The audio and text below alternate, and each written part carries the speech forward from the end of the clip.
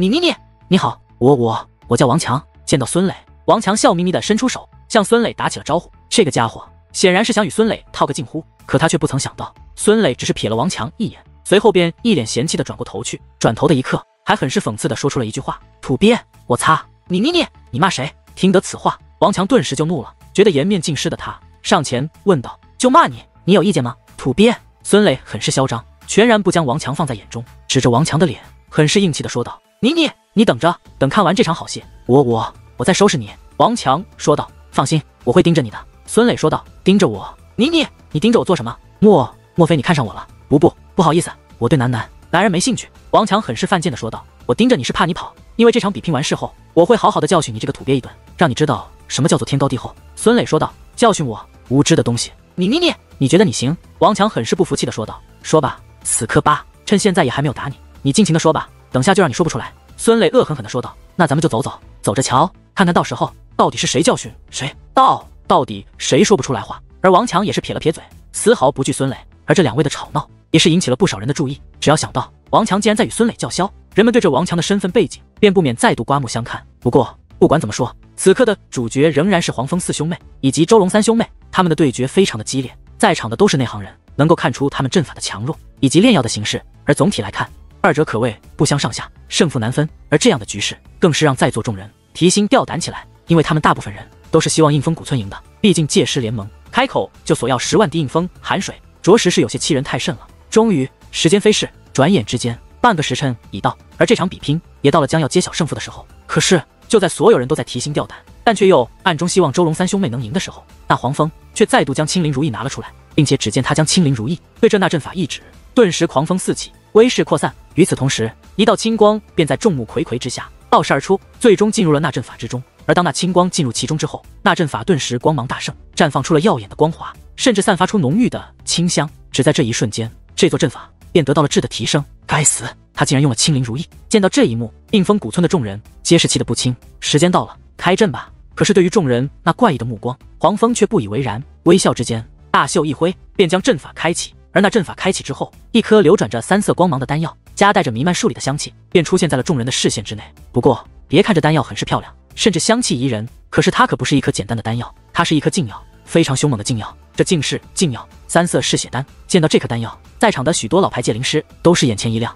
大吃一惊，因为这3色嗜血丹是一种非常厉害的丹药，莫说是武王强者，就算是半地强者服用，也是能够起到不俗的效果。按理来说，这3色嗜血丹唯有黄袍界灵师才能炼制得出，可是黄蜂四兄妹却炼制了出来，并且只用了半个时辰，这是很不可思议的事情，甚至是在场的许多老牌界灵师也根本做不到。时辰到了，你们也开阵吧！黄蜂得意地对周龙说道。而在此之后，周龙也是打开了阵法，他炼制的竟也是一颗禁药，只不过那品质却根本不如黄蜂的3色嗜血丹。看来是我们赢了。黄蜂笑眯眯地说道。不算，你作弊！若不是用了青灵如意，怎么可能炼制出品质高出我们的丹药？周龙愤怒地说道。作弊，真是笑话！我有青灵如意，我想用就用。你要是有什么能够提高阵法力量、提升丹药品质的宝贝，你也拿出来用啊！谁拦着你了？黄蜂很是讽刺地说道。算了，大哥，看他那个穷酸样，哪像拥有宝贝的主？与此同时，黄平也是讽刺地说道。你们听得此话，周龙被气得不轻，因为他的确没有如同青灵如意这样厉害的宝贝。住口！而就在这时，马老长老开口了，并且对周四天说道：去取10万滴应风寒水。村长大人听得此话，周四天也很是不甘心。我让你去，你就去，输了就是输了，但绝对不能输不起。马老村长愤怒地说道。这一刻，周四天沉默了，他不再说话，转身离去。与此同时，应风古村的所有人都沉默了，他们很后悔，很自责，他们总觉得这场惨败有他们的一份责任。若是他们不劝马老村长，反而是听马老村长的，不应战的话，也许就不会输了。哈哈，好，输得好，让你们嚣张也就敢欺负一下我们，在界师联盟的面前怂了吧，活该，输死你们！可是就在大部分人都为之难过之际，王强却在兴奋无比的幸灾乐祸。只不过他也很聪明，没有将这些话直接说出来，但他也没有在心里默念，反而是以传音的形式传给了楚风，与楚风一同分享他此刻的喜悦情绪。对于王强的表现，楚风很是无奈，不过其实他的心里也很痛快，因为这周龙很是嚣张，尤其在应风古村众人的追捧下，更是觉得自己天下无敌了，并且之前还挑衅过楚风，在比拼精神力书后还冤枉楚风，所以在楚风看来，这周龙三兄妹与他们的爷爷一样，是当之无愧的小人，这种人不值得可怜。而很快的，周四天回来了，他的手中拿着一个小巧的玉瓶，但是所有人都知道，那玉瓶内可是有着价值不菲的宝贝，足10万滴应风寒水。看到那个玉瓶，在场的许多客人都是不由倒吞了一下口水。他们来到应风谷村，为的就是这应风寒水，而能够得到几滴，他们就已经感觉很幸运了。可是此时此刻，那个玉瓶之内却承载着足足10万滴应风寒水，这将是什么概念？说这是一份无价之宝也不为过。若是流传出去，很可能会在界灵师之间掀起一场血雨腥风。但与此同时，应风谷村的众人可就失落到了极点。身为应风谷村之人的他们，非常清楚这10万滴应风寒水交出去后，他应风谷村将面临什么。他们将要因此而元气大伤，甚至要过很久很久才能缓过来。哈哈，马前辈果然守信，这里面刚好装着10万滴应风寒水。接过玉瓶，黄蜂很是得意的笑了，笑得非常的大声。与此同时，黄平、黄浪、黄静，甚至是一旁观战的孙磊也都笑了。他们不止笑了，在他们的眼中还绽放起了喜悦的光芒。10万滴应风寒水实在是太贵重了，这对于他们来说也是有着无比的诱惑力，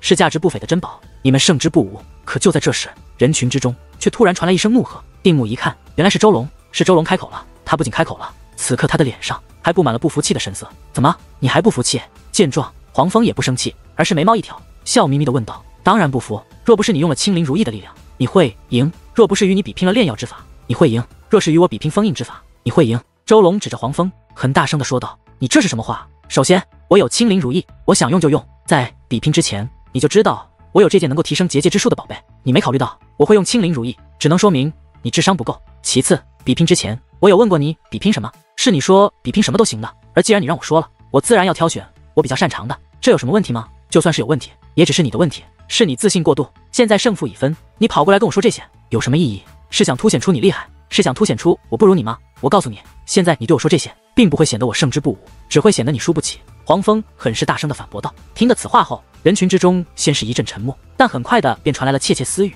许多客人都在讨论黄蜂的这番话，而讨论之后，人们也是纷纷觉得黄蜂说的非常在理。比拼之前，他的确征求过周龙的意见，并且在那之前，周龙也知道黄蜂掌握着青灵如意了。可是周龙没有提出任何要求，反而是以一句随便就开始了比拼。所以说，黄蜂说的非常对，就算周龙输，也只能怪他自己，是他太轻敌，是他太自信，所以才导致他输的如此彻底。这是不明智的表现，但同时这也是自大的表现。就算是周龙这场比拼输的郁闷，那也只能是用2个字概括：活该。虽然结界之术相差不多，但是那周龙却被智商压制了。不管那黄蜂人品如何，但这脑袋可的确比那周龙好用多了。王强对楚风说道：不是黄蜂聪明，只是周龙弱智，他这样的性格不败才怪。楚风说道：还不够，要是能让他们输得再狠一点，那就好了。让他们冤枉咱们，输死他们。王强还有些不解气的说道：恐怕要如你所愿了。楚风淡淡的笑道：此话怎讲？王强问道：我总感觉那黄蜂是在故意给周龙设套，他展现出来的并非是他的真正实力，而以周龙的性格，他也绝对不会就此罢手的。相信我，只要不出意外，很快的新一局比拼就要开始了。楚风说道。听得此话，王强顿时来了精神，目不转睛的看向了周龙与黄蜂。你少废话，敢不敢再与我比拼一次？这一次咱们2个1对1比拼，这一次咱们比拼应风之法。果不其然，如同楚风所料，周龙不甘心就这样输，竟主动开口挑战黄蜂，和我比拼。你拿什么与我比拼？你有价值10万滴应风寒水的赌注吗？黄蜂说道。周龙有些无言了，他挑战黄蜂其实就是为了赢回那10万滴应风寒水，但现在来看，他显然不具备与那10万滴应风寒水相等的赌注。这样吧，只要你肯拿出1块这么大的应风寒冰，我就以这10万滴应风寒水与你继续比拼，并且就依照你提出的条件，咱们1对1比拼应风之法。黄蜂比量着自己的手掌，笑眯眯的说道：什么？他竟然要应风寒冰，而且还要巴掌大小的应风寒冰？这听得黄蜂的话后，人群之中再度沸腾了。应风寒冰是什么？那可是应风古村的镇村之宝，巴掌大的1块，那也是不敢想象的。这黄蜂提出这等要求，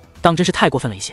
好，我答应你。可是令人想不到的是，对于黄蜂的这一要求，周龙竟然应下了。放肆！应风寒冰乃我村之宝，岂容你随意许诺？给我退回来！马老村长愤怒地对周龙斥责道：村长大人，求您再给周龙一个机会，给周龙一个赢回颜面、赢回应风寒水的机会。若是周龙再输，那周龙无颜苟活，今日就以死谢罪。周龙信誓旦旦地说道。不行！马老村长一口拒绝。村长大人，我求您了，您若不让我与他比拼，那我周龙现在就以死谢罪。周龙说话之间，突然跪倒在地，并且还取出一把匕首，放在了自己的脖颈之上。他竟然以死相逼！见到这一幕，马老村长很是无言。村长大人，您就给小龙一个机会吧。若是比拼应风之法的话，以他的天赋，相信他不会让您失望的。与此同时，周四天也是开口说道：是啊，村长大人，比拼应风之法，周龙定然能够取胜。与此同时，众位村民也是开口相劝，毕竟就在刚刚，周龙与黄蜂比拼炼药之法的时候，其实几乎是胜负难分的。若不是黄蜂使用了青灵如意，根本不可能赢。所以在应风古村的人看来，若是周龙与黄蜂比拼应风之法，而黄蜂又不使用青灵如意的话，那周龙几乎是必胜无疑。这是毫无悬念的事情。先前的一幕再度重演了。马老村长不想冒险，可是全村上下都在相劝。这一刻，马老村长也很是犹豫，毕竟他也希望周龙能赢。这不仅关系到10万滴应风寒水，还关系到应风古村的荣誉。好，周龙，你去吧，记住这一战只能胜不能败。犹豫一番后，最终马老村长还是点了点头。村长大人，您就放心吧。而这一刻，周龙则是赶忙站起身来，并且在他的脸上绽放起了无比自信的笑容，就仿佛他已经胜券在握了。事实上，此时此刻，当马老村长答应让周龙再度与黄蜂比拼的时候，应风古村的所有人脸上都绽放起了灿烂的笑容。他们都觉得黄蜂太过自大，竟然胆敢答应与黄蜂比拼应风之法，这绝对是在自取其辱。但是却没有人注意到，此时此刻，黄蜂的嘴角其实也挂着一不易察觉的笑意，那是满含阴谋的笑意。既然你如此自信，那我也只能说，我愿意成全于你。黄蜂说道。少废话，你先来，还是我先来？周龙迫不及待地说道。客随主便，你先来吧。黄蜂说道。那好。周龙应下之后，便开始单手捏诀布置应风阵法，而他布置阵法的速度很快，结界之力更是运用娴熟，布阵手段也是巧妙无比，有着独到之处。而在他诸多能力之下，天才的天赋也在此刻仅现，几乎眨眼之间，一道光芒闪闪的应风阵法已经完成，坐落在了众人的面前。在场的都是界灵师，他们甚至不用动用感应力，只是单纯用眼睛来看，也能够看得出来，这道应风阵法的品质可是非常之高。好，不愧是应风古村的第一天才，这样的应风阵法当真是惊世骇俗啊！这一刻，当周龙的应风阵法布置完成之后，在场的不少人都是连连点头，因为周龙所布置的应风的确很厉害，在场的很多半地级强者也根本无法在如此时间下布置出如此厉害的应风阵法。该你了！听着周围的赞扬声，周龙更显得以一种轻蔑的语气对黄蜂说道：“好。”可是令他颇感意外的是，对于他的挑衅，黄蜂不但没有惧怕，反而是微微一笑，从容应答。随后大袖一挥，变手急速变换，便开始布置他的应风结界阵法。他的速度相比于周龙似乎更快，快到在场的许多界灵师都是眼花缭乱，根本看不清他捏诀的动作。而当黄蜂布置完应风阵法之后，在场的所有人都是面容一变，大吃一惊，尤其是应风古村的众人，那一个个的面如死灰一般，简直就不敢相信眼前的一切。甚至更有甚者，竟吓得左摇右摆，最终脚下一滑，扑通一声就瘫坐在了地上，被吓得不轻。他们都是界灵师，一眼就能够看得出来，黄蜂布置应风阵法的速度比周龙还快，并且这应风阵法的品质比周龙还高。不可能，不可能，这绝对不可能！忽然，周龙大喊起来，他不愿相信眼前这一切是真的，因为他也能够看得出来，黄蜂布置的应风阵法的确比他自己的品质要高。可是他是谁？他可是应风古村的第一天才啊，最为擅长的就是应风之法，之前比拼不擅长的炼药之法，他都与黄蜂比拼的不相上下，如今比拼他最擅长的应风之法，他怎么可能会输？怎么，你又输不起了吗？你这个废物！黄蜂冷笑着说道。你说谁是废物？周龙不甘地问道。说的就是你，这事实就摆在这里，你有什么不承认的？就在这时，那本在一旁观战的孙磊忽然一动，来到了周龙的身前，他释放出自己那8品武王的威势，压迫的周龙连连后退，瑟瑟发抖，并且指着周龙的面门大声骂道：你个废物，还真以为我黄蜂师弟的结界之术不如你？你真是想多了，我黄蜂兄弟的应风之法在我界师联盟的小辈之中几乎少有敌手，至于他的炼药之法更是一绝。先前与你比拼炼药之法，他是故意降低了自己的手段，他是故意让你觉得比拼炼药之法你都能够与他抗衡，若是比拼应风之法，你定然能够稳胜于他。但是事实是怎样的？事实就是当你真的与我黄蜂师弟再度比拼之后，我的黄蜂师弟就用他的应风之法将你最洋洋得意的东西打败，将你比得狼狈不堪。我告诉你，你不仅是一个废物，你还是一个蠢货，狂妄自大，不知所谓，但却又根本没有本事的蠢货。被孙磊一顿臭骂之后，周龙的脸色苍白如纸，吓得连连后退。而当他一不小心瘫坐在地之后，竟然大嘴一张，噗的一声吐出了一口鲜血。事到如今，他终于恍然大悟，原来这是一个圈套，从一开始就是一个圈套。黄蜂故意装弱，引他入局，随后再用真实水平将他打得惨败。我擦，楚风兄弟，竟然全都被你说对了，你是怎么看出来的？这一刻，王强看向楚风，眼中满是敬佩之色。继续看吧，好戏还未结束呢。楚风双手抱臂，嘴角带笑。相比于他人的震惊，楚风表现得很是淡定，因为对于这一切，他早有预料。竟然还吐血了，不仅能力差，不仅智商低，就连这承受力也这么弱，这就是应风古村的所谓天才。呵，这种废物都能叫做天才，依我看应风古村距离灭亡也是不远了。孙磊说道。对了，你先前不是说若是输了你就以死谢罪吗？现在就是你以死谢罪的时候了。黄蜂也是笑眯眯地说道。听得此话，周龙再度傻眼，他先前只是说说的，他怎么舍得死？他可不愿意死，所以只要想到他现在输了，应该要兑现诺言，当场去死的时候，他便彻底吓傻了。慌乱之下，只得看向自己的爷爷，请他的爷爷帮忙。村长大人，饶命啊，给小龙一个机会吧。见状，周四天赶忙开口，替自己的孙子求情。村长大人，给我哥哥一个机会吧。与此同时，周虎、周凤也是开口求情。但是这一刻，应风谷村的众位村民却沉默了。他们不是不想求情，只是他们实在是没有脸再向马老村长求情。本来马老村长是不支持小辈比拼的，若不是他们一而再再而三的相劝，也就不可能有现在的惨败。事到如今，其实周龙是死是活已经不重要了，重要的是应风谷村不仅已经输了10万滴应风寒水，却还要再输上一块应风寒冰，这实在是太惨重了一些。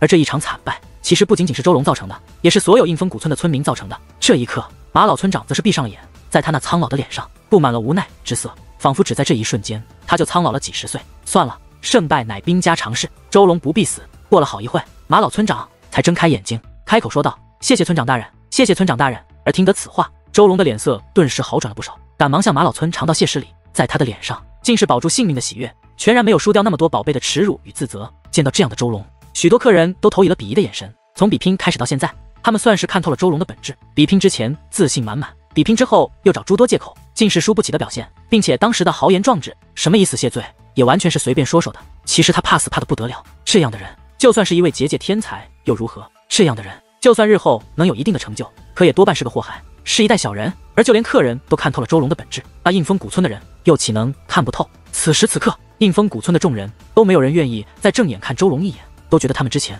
是看走眼了。马前辈，您挑选的小辈实在是太不争气了，根本无法与我抗衡。不过这也不能怪你，毕竟在如今的应风谷村之中，就算您再怎么挑，也挑不出能够与我抗衡的小辈了。不管你愿不愿意承认，你应风谷村正在衰败，这是一个事实。黄蜂笑眯眯地说道，但话语之中满含讽刺之意。对于黄蜂的话，马老村长只是面带微笑，不予回答，因为他无话可说。现在的应风谷村的确不复当年，你们都记住，在5支圣土之中，要论结界之术，我界师联盟是当之无愧的第一，不仅从前是第一，现在是第一，以后也都是第一。你们也都是界灵师，所以最好记住这一点，因为你们要搞清楚谁才是界灵世界的老大。见马村长不予反驳，黄蜂更是嚣张，竟当众说起了众人。他的意图很是明显，就是立威，让这些界灵师知道，在5支圣土之中，虽然除了界师联盟外，还有很多古老的结界师势力，但没有一个势力能与界师联盟相比。但是颇为讽刺的是，此刻立威的若是界师联盟的一位当家界灵师也就罢了，竟然只是一个武王境的小辈。但作为讽刺的是，对于黄蜂的这番话，在场的众位界灵师竟然没有人敢来反驳什么。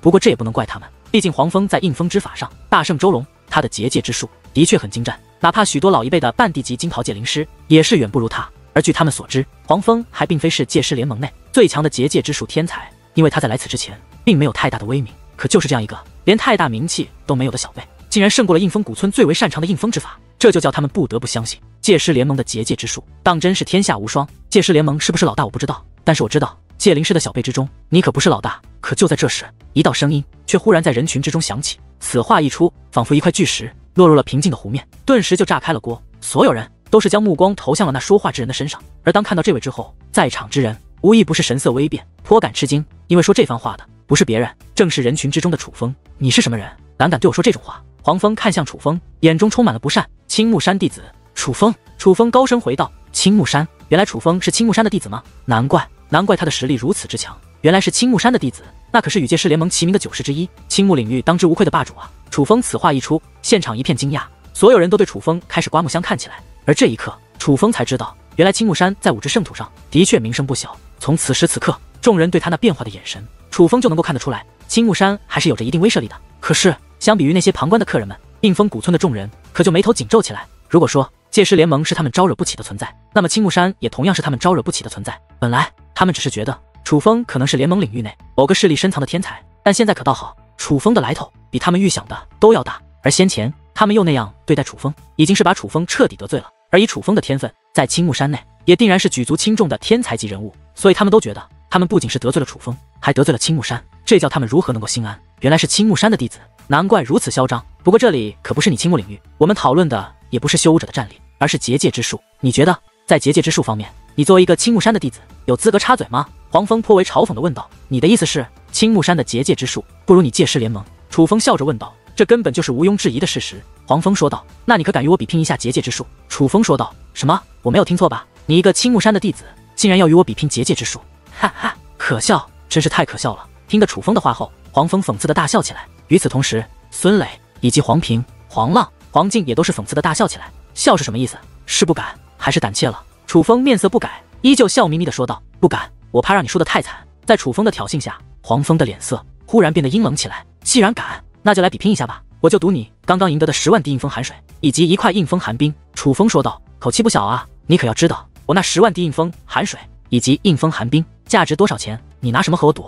黄蜂问道。拿它怎么样？楚风说话之间，掌心一翻，一个精致的木盒便出现在了他的掌心之上。而当那木盒打开之后，在场之人无一不是神情大变，大吃一惊，因为此时此刻在那木盒之内躺卧着36颗红色的珍珠。这36颗珍珠不仅散发着淡淡的红色微光，还散发着与众不同的气息，凡是界灵师都能够看得出来，这36颗红色的珍珠是价值不菲的宝贝，更是能够增强结界阵法的至宝，竟是深海红珍珠。而就在这时，马老村长也是眼前一亮，脱口而出，他竟认出了这红色珍珠的来历。什么？这就是传说中的深海红珍珠？而听得此话，本就热闹的人群则是彻底沸腾了。而听得周围的窃窃私语，楚风才知道这深海红珍珠有多珍贵。这是一种对于界灵师来说相当珍贵的宝贝。深海红珍珠本是一种天地奇物，本体叫做深海红魔石。这深海红魔石孕育至少8000年才有雏形，至少孕育3万年才能大成。孕育大成之后，深海红魔石异常恐怖，盘踞深海之中，虽不犯人，但若有人进入他的领地，那必将遭受到致命的攻击。而相传，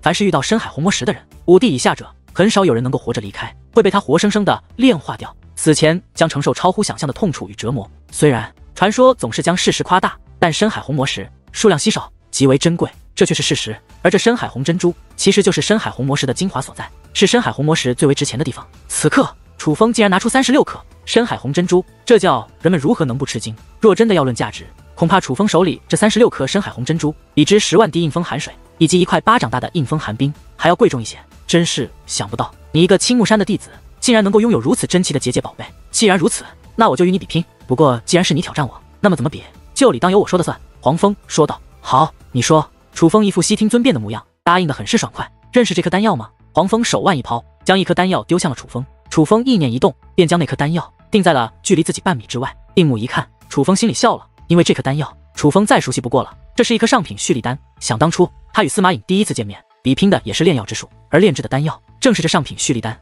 所以对于这上品蓄力丹，楚风自然了解。不过就算再了解，楚风仍是摇了摇头，说道：不认识。楚风之所以说不认识，那是因为兵不厌诈，这黄蜂还未展现自己的真正实力，楚风自然没必要摊出他的全部底牌，连这都不认识，还敢妄称结界之术厉害。见楚风竟不认识上品蓄力丹，孙磊很是鄙夷的撇了撇嘴。与此同时，在场的不少人都是发出了一声长叹，因为这上品蓄力丹是一种很常见的丹药，实用性很高，几乎在座的人都认识，可是楚风却不认识，这说明什么？这便说明楚风在结界之术上的常识还不够多，这可不是什么好现象。不认识没关系，它叫做上品蓄力丹，你可以自己感应一下它的成分，然后你我2人等下的比拼就炼制这上品蓄力丹，看谁在最短的时间内炼制出最多的上品蓄力丹。黄蜂说道。不是吧，竟然比拼炼制上品蓄力丹？楚风都不认识这丹药，竟然还要比拼炼制这丹药，这是不是太过分了一些吧？是啊，这也太有失公平了。听得此话，在场的许多人都纷纷替楚风鸣不平。就算界灵师本该精通炼药之法，可是没有炼过的丹药，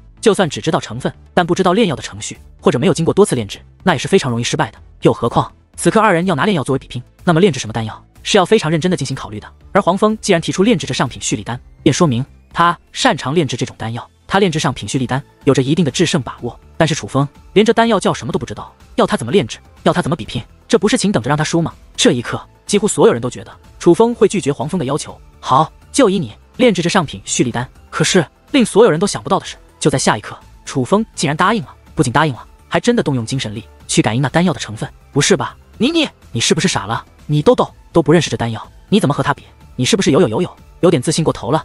你王强直接对楚风骂道。楚风小友，三思啊，这上品蓄力丹可并不好炼制，而据我所知，界师联盟对这上品蓄力丹有着独特的炼制方法，他们炼制的上品蓄力丹不仅品质极高，并且速度极快。炼制别的丹药不敢说，但炼制这上品蓄力丹，整个5之圣土恐怕都很难有人能够比得过界师联盟的人。与此同时，也有不少人开始暗中劝解楚风，而听得他们的劝解后，楚风才终于知道，原来炼制上品蓄力丹是界师联盟的绝活，难怪上次司马颖炼制这丹药，这一次这黄蜂也要炼制这丹药。不过这样一来，反而倒正和楚风之意，毕竟上一次在司马颖那里，楚风已经学到了界师联盟炼制上品蓄力丹的秘诀，并且还赢了司马颖。而不管黄蜂到底隐藏了多少实力，但是从他先前与周龙的比拼之中，楚风能够看得出来，这黄蜂的展现出的实力还远不如司马颖。所以就算他还并未施展出全部的实力，但楚风也有着一定的自信能够胜他。可是楚风是一个从不吃亏的人，这黄蜂故意刁难于他，他自然要回以一些颜色。于是楚风对黄蜂说道：这上品蓄力丹的材料我没有，恐怕不能与你比了，咱们换一个吧。你没有材料没关系，我有。黄蜂说话之间，将自己的乾坤袋打开，一股药草之气扑面而来之际，多种炼药材料也是腾空而起。飘向了楚风。才这么点，哪里够？楚风撇了撇嘴，这还少，这些材料足够炼制100颗上品蓄力丹了。黄蜂很是气愤地吼道：“我从来没有炼制过这上品蓄力丹，第一次炼制难免失败，这一点材料自然不够。要不然咱们换一种吧，换一种我擅长的丹药。你若是没有材料，我可以给你。”楚风说道：“得，给你就是。”黄蜂乾坤袋再度闪烁，又有大量的材料腾空而起，来到楚风近前。这一次的数量是之前的10倍，足够炼制1000颗上品蓄力丹，这还差不多。楚风微微一笑，便将所有材料收入了自己那乾坤袋之中。怎么样，现在可以开始了吗？见楚风收下后，黄蜂也是笑了。在他看来，楚风简直就像是一个不知所谓的傻子，比之周龙还不如。但是他喜欢这个傻子，因为他想要楚风那36颗深海红珍珠。当然可以，楚风从容应道。而他此话一出，在场的许多人都是为楚风深深的捏了一把冷汗，因为楚风的此行此举的确太过草率了一些。虽说楚风通过入村关的速度极快，但是毕竟他精神力的比拼被定为作弊，所以很多人都认为，只谈精神力的话，楚风连周龙都不如。而之前连周龙都惨败给了黄蜂，这已经充分证明了黄蜂的强大。可是楚风还敢贸然挑战也就算了，竟然还接受黄蜂如此不公平的要求，这和自寻死路有什么区别？事到如今，几乎没有人看好楚风，他们都觉得楚风是在找死，是在自寻死路。那就开始吧。而见楚风应下，黄蜂则是狂喜不已。说话之间，袖子一甩，乾坤袋光芒闪烁之间，一座蓝光四溢的大鼎便飞掠而出，出现在了众人的视线之中。这是一尊炼药鼎，品质非常之好，炼制丹药用这种炼药鼎，丹药的品质将会得到极大的提升，远比空用阵法要强得多。简单的说，单单是这座炼药鼎就是一件难得的宝贝，每一位界灵师都想拥有一样这样的炼药鼎，选择自己擅长的也就算了，竟然祭奠出如此优质的炼药鼎，这也太欺负人了一些吧。看着那仿若蓝宝石一般，却又符咒涌动的炼药鼎，诸位界灵师都是眼前一亮，因为这炼药鼎的确不简单。但与此同时，他们也是暗骂连连，替楚风鸣不平，因为在他们看来，已经占据无比优势的黄蜂又祭奠出这样的炼药鼎，简直就是一点点的胜算也不给楚风留，要以绝对的优势碾压楚风。好啊，随时可以开始。可令人想不到的是，就在这时，只见楚风的乾坤袋光芒一闪，落入地表之上，只听砰的一声，尘土飞扬之间，一座光芒闪闪的炼药鼎已经坐落在了楚风的身前。见到这座炼药鼎，那些先前替楚风鸣不平的众人都是睁大眼睛，张大嘴巴，目瞪口呆的愣在了那里。哪怕黄蜂、孙雷等人也是目光一闪，眉头微皱起来，因为他们全都没有想到，楚风竟然还拥有如此品质的炼药鼎。至少楚风的这座炼药鼎丝毫不弱于黄蜂的炼药鼎，甚至比黄蜂的还要好上那么一点点。当然了，若是让他们知道这座炼药鼎其实是炼药部当家长老送给楚风的，并且炼兵部的当家长老也送给了楚风一座炼兵的金龙鼎的话，他们此刻的表情就绝对不止这么简单了，他们会彻底的震惊，因为那将表明楚风在青木山的地位非同小可，是诸位分部的当家长老都非常喜爱的超级天才。鼎好无用，界灵师靠的还是结界之术的本事。黄蜂冷哼一声，随后便开始催动结界，布置阵法，投入药材。而当那烈焰滚滚，阵法封闭之际，他的炼药早已开始。对于黄蜂的话语，楚风不予回答，只是微微一笑，随后便开始催动结界，布置阵法，投入材料，一气呵成，行云流水。他这炼药的手法不但丝毫不比黄蜂慢，甚至可以说是有过之而无不及。混账，你不是说你不认识上品蓄力丹吗？不认识上品蓄力丹，怎么可能如此清楚炼制上品蓄力丹的方法？黄蜂忍不住了，因为他是到如今才发现他上当了，他被楚风骗了。看楚风的样子，哪里像是初次炼制上品蓄力丹，这明显就是一个炼制上品蓄力丹的高手。不好意思，我刚刚骗了你。楚风很是坦然地说道，脸上没有丝毫愧疚之色，就仿佛这都是理所应当的一般。听得此话，黄蜂气得脸色通红，鲜血没一口老血喷出来。也就是他心智好，如若不然，绝对会被楚风直接气死过去。骗了人还能说得如此理直气壮？有这样的人吗？并且骗了他的信任也就算了，竟然还骗了他的炼制材料，这也实在太无耻了一些。谢谢你的材料啊，让我省了不少钱。楚风笑眯眯地说道，但实际上却没有一点感谢之意，反而尽是嘲讽之色。你简直无耻透顶，臭不要脸！听得此话，莫说黄蜂，就连黄平、黄浪、黄静、孙磊也都忍不下去了，开始指着楚风臭骂起来。本来他们还觉得自己占尽了便宜，到了现在他们才知道，原来是吃了大亏，不知不觉间被这个来自青木山的愣头青给摆了一道。我擦，我觉得我够无耻的了，没想到他比我还无耻。这一刻，就连王强也忍不住开口了，他已被楚风的无耻所折服，而那些先前觉得楚风自寻死路的人，则是目若呆鸡的愣在了那里。事到如今，他们才终于知道，他们都小看了叫做楚风的这个年轻人。别看他年轻，但实际上可比他们还要老谋深算的多。他哪里有吃亏，他根本就是占了大便宜。这一刻，人群之中议论纷纷，所有人都在夸赞楚风有勇有谋，把界师联盟的天才给玩了。相比于周龙，先不说结界之术，只说这份智谋就值得称赞。而在他人夸赞楚风之际，界师联盟的几位天才可就是气得不轻。不过在这种时候，黄蜂没有再说什么，他选择了隐忍，专心的炼制上品蓄力丹。直到过了好一会，他才忽然开口：“手段玩得不错，但我还是那句话，比拼结界之术，靠的还是真本事。”话罢，他大秀一会，只听砰的一声，封锁的炼药鼎已然开启。与此同时，数道金光如同倒射的流星雨一般，自鼎内爆射而出，最终停在了半空之上。金光倾洒，药香宜人。而看着那闪耀在半空之上的金光，众位界灵师早已目瞪口呆，脸色布满了吃惊之色。太厉害了！只是这么短的时间内，竟然炼制了足足80颗上品蓄力丹，这样的速度也太强了一些吧！众人震惊不已。他们尽管知道界师联盟炼制上品蓄力丹很是厉害，但也没有想到他们会厉害到这种地步。楚风，不用继续了，你已经输了。黄蜂看着那还在炼制丹药的楚风，笑眯眯地说道。而听得此话，在场的众人，尤其是那些希望楚风的人，也是不免长叹一声，摇了摇头，脸上布满了无奈之色。输了，他们都知道楚风输了，不管他们多么希望楚风赢，但是他们知道楚风不可能赢。在黄蜂如此厉害的炼药之法面前，连他们都要认输，又何况是楚风？原来这才是那家伙的真正实力，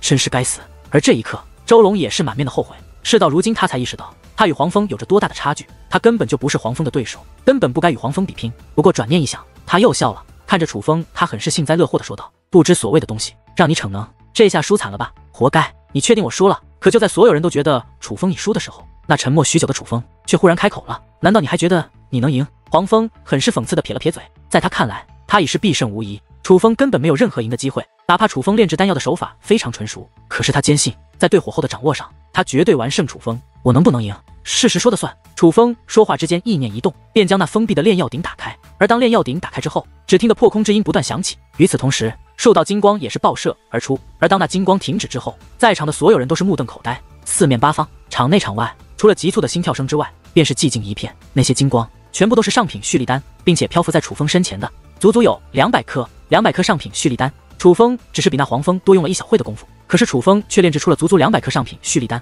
这叫在场之人如何能不震惊？这不可能，这绝对不可能！你作弊，你一定是作弊！你怎么能够在如此短的时间内炼制出如此多的上品蓄力丹？黄蜂一脸不相信地说道：“输不起的人都是这样的吧？说我作弊，你们就不能换个台词吗？先不说你们是不是界灵师，你们具不具备分辨我是否作弊的能力？这么多位界灵师前辈都在呢，他们的眼睛可是雪亮的，我是否有作弊，他们还看不出来吗？我倘若有作弊，他们难道会不阻止我吗？还用得着你来这里告状？”楚风高声反问道：“我以黄袍界灵师的身份担保，楚风小友并未作弊，他是靠自己纯熟的结界之术炼制出这200颗上品蓄力丹的。尽管以楚风小友的年纪，在如此时间内炼制出如此多的上品蓄力丹，我也感到很是吃惊。但是我不得不承认，这的确是楚风小友的个人实力。”就在这时，马老村长忽然开口了，他竟然替楚风辩解，真的是靠实力吗？这楚风的结界之术竟强到了如此地步！听得马老村长的话后，众人的脸色再度变化。本来他们对楚风的成绩还有所怀疑，但是听了马老村长这位堂堂黄袍界灵师的话后，他们对楚风的成绩已经不再怀疑。毕竟马老村长在联盟领域内的威信，当真是非同小可的。可是只要想想，楚风真的是凭借自身的本事，在如此短的时间内炼制出了这么多上品蓄力丹，他们实在是想不震惊都不行，震惊的连灵魂都在颤抖。如此年纪，如此实力，此等天赋，简直是惊世骇俗，无人能比。连马前辈都开口了，你还想抵赖吗？输不起的话可以直说，但是我赢的东西，你们却必须给我。楚风再度开口，虽然语气平淡，但态度却非常强硬，就是堂堂界师联盟的天才，原来是一群输不起的小人。依我看，界师联盟的招牌拆了算了，留着也是丢人。这一刻，王强也是讽刺的说道：“别人不敢说界师联盟的人，但是他可不在乎这些。谁说我们输不起？给你。”黄蜂脸色阴沉到了恨不得想杀人，但是咬了咬牙之后，他还是将那装着10万滴印风寒水的瓶子丢给了楚风。接过瓶子，楚风满意的点了点头，10万滴印风寒水尽在其中，一滴不少。这印风寒水在黄蜂的手里还没捂热乎呢，就落到了自己的手里，真不知道他此刻的心里是何滋味。不过楚风之所以冒着的最界师联盟的风险来挑战黄蜂，他为的可不是这区10万滴印风寒水，他为的乃是那块印风寒冰，那才是他来到印风古村的真正目的。印风寒冰呢？于是楚风问道：“印风寒冰，你找马前辈要，他还没给我呢。”黄蜂很是气愤地说道：“马前辈有劳了。”见状，楚风对马老村长说道：“这是他赢得的，不能不要。更何况这印风寒冰对他来说至关重要。等一等，赢了就走，这可不合规矩。”可就在这时，孙磊却突然开口了：“怎么，你不服气？”楚风转过身来，笑眯眯地问道：“当然不服，这一次我和你比，你敢吗？”孙磊说道：“敢吗？这个问题要问你自己。”楚风笑得很是得意，他看得出来，黄蜂的界灵之术还不如司马颖，而这孙磊的界灵之术却还不如黄蜂。他和自己比，楚风会怕？这绝对是一个笑话。答应的别这么爽快，因为我要你比的可不是结界之术。孙磊说道：“那你要与我比什么？”楚风肃然起敬地问道：“我要你比拼的是男人之间的真正战斗，用拳脚来分胜负。”孙磊说道：“什么？你要与我站立对决？”楚风听得此话，双眼瞪得溜圆，显得很不可思议。怎么，你怕了？真是胆小鬼！刚刚还一脸自信，结果现在就怕了。亏了你们青木山，还以修武为主，想不到也不过是一个懦夫。孙磊很是讽刺地说道。不，我不是怕了。楚风说道。那你是？孙磊问道。我想说，这正合我意。楚风双眼微眯，他又笑了，并且笑得自信满满，洋洋得意。你真是好大的口气！听得此话，孙磊顿时就怒了，因为楚风的表现实在太狂妄了一些。身为战斗狂人的他，几乎很少被同辈这样挑衅过，这叫他如何能忍？说话之间，武力涌出，他是准备要对楚风动手。想动手？别急，与我比拼。你一定是想赢回应风寒水和应风寒冰吧？但是你总要拿出一些像样的赌注才行，不然我岂不是亏大了？楚风笑眯眯地说道。听得此话，孙磊愣住了，他只想着与楚风比拼，想帮着黄蜂教训楚风，想夺回借尸联盟的脸面，想赢回应风寒水，但却没有想过他要拿什么做赌注，因为他的身上没有那么贵重的东西。我替他拿赌注，这青灵如意，你看如何？黄蜂举着青灵如意，高声说道。什么？竟然要拿青灵如意做赌注？看着那青灵如玉，众位界灵师皆是双眼放光，他们多想得到这件宝贝，不过可惜他们没有这个机会。但是眼下楚风有这个机会，别人不知道，他们可是知道。楚风结界之术不仅厉害，他的战力也是相当惊人。当初在应风古村之外，楚风与王强的那场大战可是惊呆了不少人的。如果说孙磊与周龙他们比拼战力，那孙磊定然必胜无疑，毕竟他强大的战力那是出了名的。但是若是孙磊真的与楚风比拼战力的话，那在他们看来，这谁赢谁负还真是一个未知数。只是这一剑就想赢回10万滴应风寒水和1块应风寒冰，这恐怕不行啊。可是令人想不到的是，哪怕黄蜂拿出青灵如意，楚风依然是欲求不满。混账东西，你可知道那青灵如意是何等宝贝？拿它赌你的应风寒水和应风寒冰，你居然还不满意？你也未免太贪心了一些吧？孙磊很是愤怒地说道。之前你们拿青灵如意赌的只是应风寒水，后来把青灵如意和应风寒水加到一起，才赌的应风寒冰，这说明什么？这说明应风寒冰的价值远高于那青灵如意啊！如今应风寒水和应风寒冰都在我手上，你却想只拿青灵如意来和我赌，你是当我傻，还是你自己傻？楚风冷笑着说道。青灵如意的价值会不如应风寒冰，那只是黄蜂怕周龙不赌，所以故意设套诱他而已。孙磊大声问道。而他此话一出，嘘声一片。尽管所有人都知道之前黄蜂设下的是一个套，但是说的这么明显，也的确太过分了一些。至于那周龙，此刻脸色更是难看到了极点，因为他当真是丢人丢到家了，被人家玩得团团转。而这一刻，那孙磊也是意识到自己说错了什么，可这都是楚风逼的，这让他对楚风更是憎恨起来，觉得自己被这个青木山的杂碎给耍了。之前的赌局是你们设的，我只是按你们的定价来做而已，不管别人怎么看，反正我现在就觉得应风寒冰比青灵如意值钱。楚风说道。你这是颠倒是非，强词夺理！孙磊吼道。别说那么多，反正你只拿1块青灵如意，我就是不与你赌。楚风摊开双手，耸了耸肩，一副你奈我何的模样。妈的，你他妈到底赌不赌？孙磊真的怒了，竟然当众逼迫齐楚风，少对我说脏话。赌可以，但也要你够资格，拿得出足够的赌资再跟我说话，否则从哪来的滚奶去！你爷爷没时间哄你玩。楚风的脸色也是阴沉了下来。妈的，老子拿命和你赌！孙磊再度吼道。听得此话，楚风则是笑了，随后说道。你的命值钱吗？对我来说，你的命连一颗上品蓄力丹都是不如，你真是找死！听的此话，孙磊气得咬牙切齿，脸色发青，在他的脸上冒起了道道青筋，他当真是被气坏了。忽然之间，孙磊单掌握拳，猛然轰出，那滚滚武力便夹带着飞扬的尘土和道道能量漩涡，向楚风压迫而去。然而还不待那凶猛的拳力靠近楚风，一股奇异的力量便突然出现，那力量实在太诡异了。孙磊的拳力击中那奇异的力量后，竟如同石沉大海一般，不但没有造成太大的波动，就连浪花也是只有一点，就那样凭空消失了。孙磊小友，楚风小友乃是我应风古村的贵客，老夫可不会容许任何人在应风古村对他出手。马老村长开口说道。原来刚刚挡下孙磊攻击的人就是他。少胡扯，谁不知道你应风古村从来不干涉客人的恩怨，你今日此举就是要包庇他。孙磊愤怒地说道。既然你都这么说了，那我不妨坦诚相告，我就是要保护楚风小友。马老村长很是从容地说道。听得此话，孙磊气得嘴唇发抖，却又无话可说。马老村长是什么人？怎么说他也是应风古村的第一强者，哪怕是界师联盟，也不是随便一个当家界灵师就能与他抗衡的。而他一个区区小辈，就算武力再强，又怎能怎样？他除了生气，别无他法。怎么回事？马老村长先前不还要驱赶楚风的吗？怎么现在又庇护起他了？也许是因为楚风赢了黄蜂，得知楚风结界之术很厉害，是少见的天才，所以马老村长想挽救他与楚风的关系吧。毕竟楚风可是青木山的弟子啊，若是应风古村与他闹得太僵，可不是什么好事。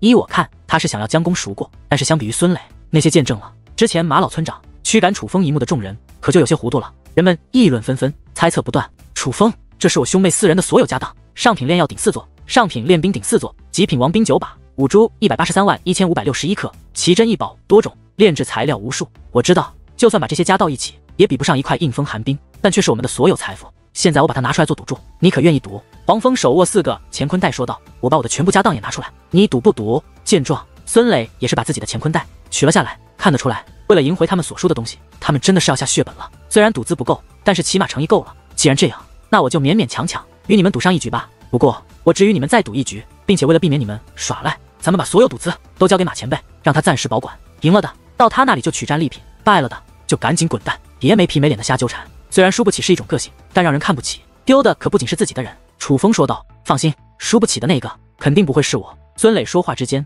将自己的乾坤袋丢向了马老村长。与此同时，黄蜂、黄平、黄浪、黄静也都分别将他们的乾坤袋丢向了马老村长。手握4个乾坤袋，马老村长冲着楚风点了点头，他的意思很明了，乾坤袋内的确有着不少宝贝。黄蜂等人并未说谎，虽然楚风与马老村长并不熟，并且就在先前，马老村长还冤枉了他与王强，但是楚风却觉得马老村长不像坏人，他愿意相信马老村长。于是楚风也是手臂甩动，将自己手中的那装着10万滴硬风寒水的瓶子交给了马老村长。什么时候开始？孙磊问道。已经开始了。楚风回道。听得此话，孙磊笑了，笑得很是自信。他缓缓抬起双臂，将双手交叉一切，彼此捏拿之间，肩膀甩动，脖子摇摆，浑身上下开始发出噼噼啪啦如同鞭炮一般的炸响声。楚风，那你可要做好挨揍的准备，我孙磊出手可向来不轻。做着热身运动的孙磊以极为冰冷的语气说道。而话罢之后，孙磊突然身形一纵，便化作一道金色的流光，向楚风爆射而去。那流光威势极强，仿佛可以撕裂虚空。那流光速度极快，眨眼之间已是掠至楚风身前，并且将其淹没起来。而在此之后，阵阵轰鸣夹带着凶猛的能量涟漪，一层接着一层的不断掀起，瞬息便淹没了人群，并且传出数里。这一刻，这方天地天昏地暗，武力涌动，仿佛世界末日一般，异常恐怖。而这都是孙磊的攻势所造成的。眼见大事不妙，担心楚风安危的马老村长赶忙大袖一挥，掀起了一道凶猛的狂风，将那狂暴的涟漪尽数吹散。可是当那涟漪消散，人们能够看清一切之后，在场之人却无一不是目瞪口呆，满面吃惊。哪怕刚刚出手解围的马老村长也是如此，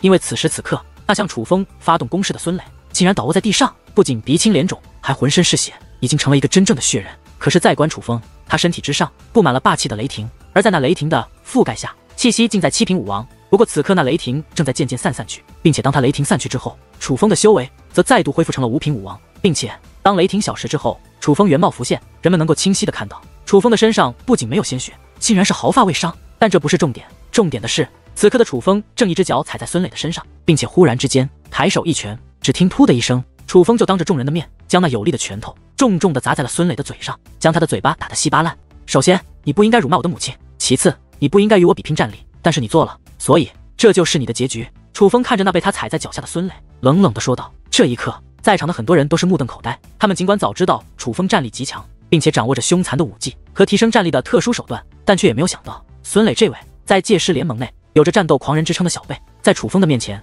也会如此的不堪一击。如果说楚风那些见证了楚风与王强一战的客人们对于这一幕多多少少还有一些心理准备的话，那么如同周龙等应风古村的人以及黄蜂等界师联盟的人，可就真的是彻彻底底的傻了眼。他们绝对没有想到楚风不仅结界之术厉害，这战力也会如此之强，这个家伙竟然这么厉害。周龙满面惊恐地说着，此刻的他才真正的意识到这个叫做楚风的少年有多可怕。如今的他再度将目光投向楚风，早已没有了之前的轻蔑与敌意，有的反而是浓郁的敬畏以及深深的后怕。他已经后悔了，后悔之前那样挑衅楚风，与楚风为敌，因为楚风绝对是他目前为止所见过最强大也是最可怕的同辈中人。而至于楚风，他也不理会众人视何目光，对孙磊说完那番话后，便转过身来，便向马老村长走去。混账，我要宰了你！然而令人想不到的是，就在楚风走远之际，那倒在地上的孙磊却忽然站了起来，并且他目光发红，浑身上下更是武力涌动。而当他单手双手捏诀，怒吼一声之后，他的身体竟绽放起火红色的烈焰，那火红色的烈焰滚滚翻腾，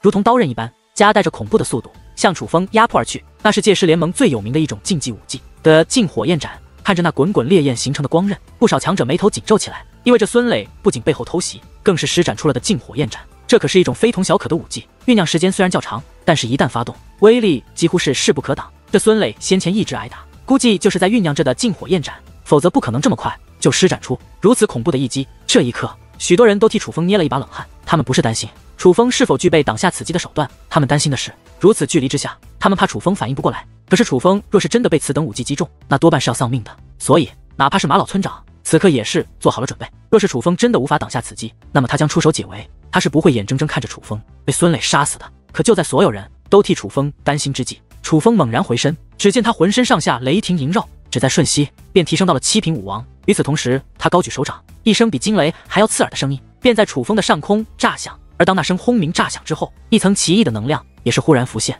竟将那孙磊的地境火焰斩给挡了下来。而当那奇异的能量出现之后，苍天宇的皆在颤动，风雷水火土5种元素在楚风的上空一同出现，并且如同翻腾的野兽一般融为一体，急速旋转。随着他们旋转的越来越猛烈，这方天地颤动的也是越来越厉害，仿佛这方天地随时都会崩塌碎裂，被其毁灭一般。这也是地境武技，楚风竟在眨眼之间就施展出了地境武技，并且这等威势竟比孙磊的地境烈焰斩还要强。见到这一幕，人们再度被惊呆了，因为此时此刻楚风施展出的乃是他自己所创的武技地境五行阵，并且当地境五行阵出现之后，便完全碾压了孙磊的地境烈焰斩。此时此刻，风雷水火土无形元素不仅将地境烈焰斩寸寸瓦解，并且已经压迫到了孙磊的上空，正将那无与伦比的威势不断的压向孙磊。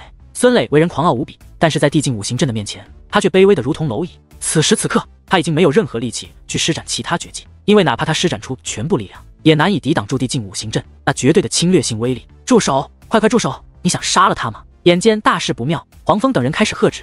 他们看得出来，孙磊根本无法抵挡楚风此刻的攻势，这样下去，孙磊必死无疑。可是此时此刻，他们除了喝止，却又别无他法。毕竟他们根本不具备阻挡楚风的能力。事到如今，他们才认识到，这个他们没有放在眼中的青木山弟子到底有多强，是他们都无法抗衡的存在。楚风小友，可以了。与此同时，马老村长也对楚风开口相劝，他不希望孙磊杀了楚风，但同样的，他也不希望楚风杀了孙磊。可是楚风却没有理会任何人，就那样催动着地境五行阵，一点一点的下沉，将孙磊压迫的叫苦连连。忽然之间，孙磊承受不住了，竟然直接被的境五行阵那强大的压力压迫的跪在了地上，并且因为力道太重，人们竟听到了他那膝盖骨碎裂的声音。楚风，我输了，我认输，你停手吧。无奈之下，孙磊大声呼喊起来。而他此话一出，在场的许多人都是大吃一惊，哪怕是黄蜂等人也是如此。他们都知道孙磊是什么样的性格，那是一个非常自负、绝不认输的人。可是这一次，他竟然主动认输了，这实在是太不可思议了。但这也侧面的表明，楚风太强了，否则也不会将孙磊逼迫到这般田的。在孙磊认输之后，楚风才冷哼一声，停止催动的劲五行阵。而当楚风收手之后，得劲五行阵也并没有立马消失，反而像五只解禁了的凶手一般，夹带着骇人的威势，融入了虚空之中。当真是余威虽弱，但却依旧气势逼人。而当那的劲五行阵彻底消失之后，孙磊才长舒了一口气，随后扑通一声，无力地趴在了地上。此刻的他不仅浑身是血，更是没有了一丝力气。他真的失败了，败得彻彻底底。他虽自认为战力强横，但却也不得不承认，他与楚风的差距却并非一星半点这么简单。黄蜂、黄平、黄浪、黄静，包括在场的每个人都看清了这一点。楚风的战力远胜孙磊，并且不仅仅是战力，其他方面也非孙磊可比。所以当楚风走到马老村长身前去取走所有战利品的时候，没有一个人说什么，他们都知道那是楚风应得的。楚风，我不会善罢甘休的，你虽然赢了我，但不代表会赢了我大哥，我会回来的，带着我大哥回来，他不仅会替我报仇，他还会要了你的命。孙磊以那虚弱的声音说道。尽管他认输了，但对楚风的怨恨却也更浓了。而对于这孙磊满是威胁的话，楚风则是微微一笑，只说了一句随时奉陪。孙磊等人离开了应风谷村，那些客人也离开了应风谷村，这场切磋也就此落幕。只不过戏剧性的变化是，之前还被驱赶出应风谷村的楚风与王强，却被马村长挽留，继续留在了应风谷村，并且此时过后，很多人开始质疑楚风之前精神力比拼时的作弊是真是假。毕竟在楚风与界师联盟天才的对决中，无论是修武之法还是结界之术，楚风都表现出了超然的水平，那是在场的小辈都无法企及的实力，是远超周龙等人的实力。这样的实力，楚风获得精神力比拼的第1名也是理所应当，合情合理。这怎么会是作弊呢？对于这件事，马老村长也并没有解释，没有向任何人揭示，所以人们也只能胡乱猜测而已。但不管怎么样，经过这样的事情之后，无论是应风谷村人还是那些客人，对楚风都以刮目相看。他们都非常清楚，楚风是一个多么了不得的天才，不仅身后的背景强大，个人的实力更是雄厚。哪怕是之前一再挑衅楚风的周龙三兄妹，如今已经不敢再去招惹楚风。他们不仅不敢再招惹楚风，并且还准备向楚风认错。不仅是他们三兄妹，哪怕是他们引以为豪的爷爷，也要向楚风低头认错。这绝非危言耸听，因为此时此刻，在应风谷村那座举行祭祖大典的古塔内，有着6个人：周龙、周虎、周凤以及周四天祖孙4人都在。而除了他们之外，还有楚风，并且此刻他们祖孙4人就站在楚风的身前，尤其周龙三兄妹此刻还是满面的歉意。而除了他们5位之外，在楚风的身旁还站着一个人，那便是应风谷村的真正主宰者马老村长。此刻马老村长眼神凌厉，态度冰冷，一张老脸之上满是狰狞之色，正愤怒地盯着周四天。从这也可以看出，并非是周四天真心想要认错，而是马老村长逼着他们这么做的。周龙3人还好，他们毕竟对楚风已经心服口服，就算认错又如何？何况还是村长大人逼的，他们就算认错也是合情合理，并不丢人。但是周四天可就有些不同了，好说歹说，他也是应风谷村的副村长，并且马上就要成为正村长，让他向楚风认错，这他真的有些做不到。想什么呢？还不快向楚风小友认错！见周四天四人犹豫不决，马老村长猛然暴喝一声：“楚风，我们错了，你原谅我们吧！”见状，周龙三兄妹不敢再犹豫，而是赶忙开口向楚风认错，并且语句真切，态度诚恳。可以看得出来，他们并非是装腔作势，而是发自肺腑的在向楚风认错。只不过在他们开口认错之后，他们的爷爷却依然没有反应，并且还狠狠地瞪了周龙三兄妹一眼，目光之中竟是恨铁不成钢的神色。周四天见状，马老村长再度怒喝一声，声音之中满含冰冷之意，甚至在他说出周四天名字的时候，这座古塔都是为之一颤。那股怒意着实强烈，感受到这股冰冷的气息，感受到那逼人的怒意，周四天的脸色也是大变，一抹恐惧涌现在其双眼。他知道马老村长真的怒了，并且也知道马老村长愤怒的时候有多恐怖，所以最终他还是放下了连绵，硬撑着脸皮，低着头对楚风说道：“楚风小友，老夫不该冤枉你，在这里我向你认错。”说完你这句话后，周四天又向楚风鞠了一躬。对于周四天的认错，楚风只是淡淡一笑，什么都没有说，因为他看得出来，周四天向他认错并非是诚心的，他这样的认错只是表面功夫。如果说现在应风谷村的人都在，那些客人也都在的话，那么周四天向他认错，不管是否真心，但也能还以楚风一个清白，让他找回颜面。但如现在这样，周四天在没有外人的情况下对楚风认错，什么作用都没有，意义真心不大。见楚风没有高兴的反应，马老村长也是意识到他在没人的情况下逼着周四天他们认错是有些多余了，于是便对周四天挥了挥手，示意让他们出去。见状，周四天也不敢怠慢，赶忙带着周龙三兄妹走出了古塔。临走之前，还不忘将古塔的大门关紧。楚风小友，我知道他们4个向你认错，根本无法补偿你什么，所以老夫准备了这个，这是你应得的。马老村长将一个乾坤袋递给了楚风，那里面装着2000滴应风寒水以及200万颗五珠，这是精神力比拼第1名的奖励，并且在原基础上翻了1倍。这马老前辈说到做到，竟真的给了楚风。楚风小友放心，我不会让你平白受冤，待老夫闭关之后，处理完手头的事情之后，就将我应风谷村冤枉你一事公布于天下，还你清白。马老村长满含歉意的说道：“我相信马前辈，我知道你与周四天不同，但是我楚风并不想白白受冤，明明是靠自己的本事赢得的胜利，却被人说成是作弊，所以我也很期待你应风谷村还我和王强清白的那一天。不过现在我楚风只想拿到我应得的东西。周龙与黄蜂比拼，输了1块应风寒冰，而我与黄蜂比拼，将那块应风寒冰赢了过来，所以那块周龙输掉的应风寒冰现在是我的。我希望马前辈能够将我应得的那块应风寒冰交给我。”楚风说道。他现在其实并不是很在意受冤之事，他最在意的乃是那块应风寒冰，毕竟那是能让他提升修为的关键。然而听得楚风的话后，马老村长却眉头微皱，一脸的为难。怎么了，马前辈，你该不会是想不认账吧？若真是这样，那我楚风可真的是看走了眼。见状，楚风的脸上也是涌现出了些许怒容。马老村长冤枉了他，这已经很是过分，若是如今连应风寒冰都不给他，那可就实在太过分了一些，这可真就枉费楚风这么相信他了。不，老夫绝没有不认账的意思，只是……马老村长很是无奈的长叹一声，随后双臂张开，指法急速变化，一股磅礴的结界之力便爆发而出，涌入这古塔的顶端。与此同时，这座古塔的顶部便开始微微颤动，并且开始发出微微光芒，那光芒越来越盛，最终竟化作一个结界入口。那结界入口很是特殊，楚风一眼就看了出来，这结界入口的另一端绝对非同小可了。楚风小友，你随老夫来吧，看了这个你就全都明白了。马老村长说完这句话，便身形一纵，率先掠入了那结界入口之中。